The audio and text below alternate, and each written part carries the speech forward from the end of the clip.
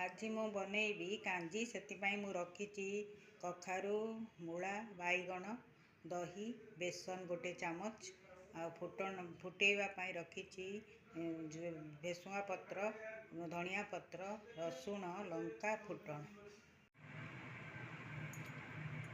देखो ये चामच बेसन पकई दही की ग्राइंडिंग करदेवी। देखो ये मोर दहीटा ग्राइंडिंग हो जाइए। देखो ये मोर पानी गरम हो जाइए। मुता देरे गोटे चामच लुण गोटे चामच हलदी और रखी कखारू को पकई दूची कांजी पाई। एबे मोर कखारू टिके सीझिब से घोड़े दूची। देखो ये मोर कखारू सीझी जाइए तादिहरे रखी बैगण को मु पकई दूची। एबे बैगण टिके सीझिला परे मु जाइकी मूला पकई। देखो ये मोर बैगण सीझी जाइए मु रखी मूला को तादिहरे पकई दूची।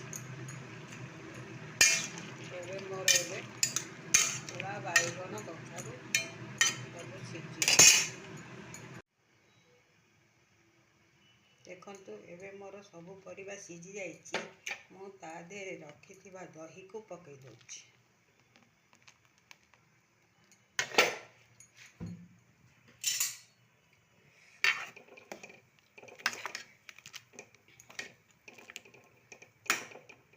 एबे मु किछि समय गोलैवा को दूची।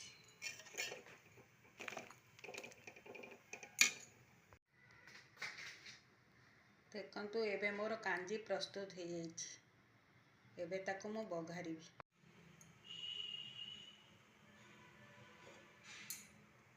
देखो ये मोर कड़ई गरम हो जाइए मु ताधे तेल पकई देली फुटण 2 चामच पकई देली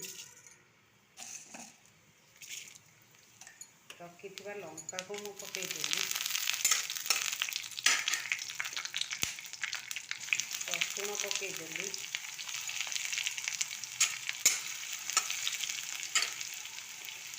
भेसुआ पत्र पकई देली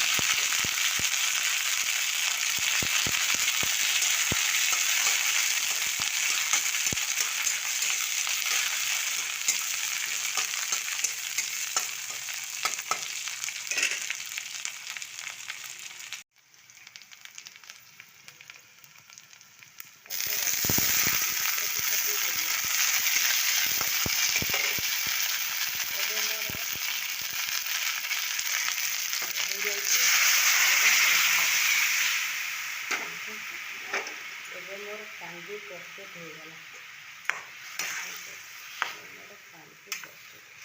देखो ये मोर कांजी प्रस्तुत हो गला।